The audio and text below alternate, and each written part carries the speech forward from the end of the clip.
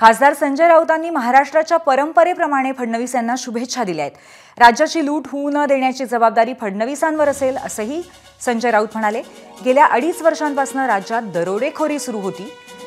दिल्लीशी पंगा घेण्याची शिंदेंमध्ये हिंमत नाही असंही दरम्यान खासदार संजय राऊत यांनी म्हटलेलं आहे।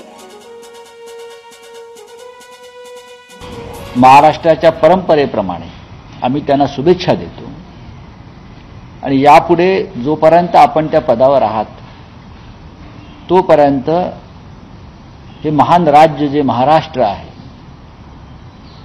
हे राज्य काळजीपूर्वक सांभाळण्याचं आणि त्याची लूट न होऊ देण्याची जबाबदारी तुमच्यावर आहे। गेल्या 2.5-3 वर्षामध्ये जी महाराष्ट्राची लूट झाली, महाराष्ट्राचा रोजगार, महाराष्ट्राचा उद्योग, महाराष्ट्राची संपत्ती, सार्वजनिक उपक्रम या सगळ्यांवर जी दरोडे पडले, ही दरोडेखोरी थांबवून महाराष्ट्राला पुन्हा वैभवशाली राज्य बनवण्याची जबाबदारी या महाराष्ट्राच्या नवीन मुख्यमंत्र्यावर आहे।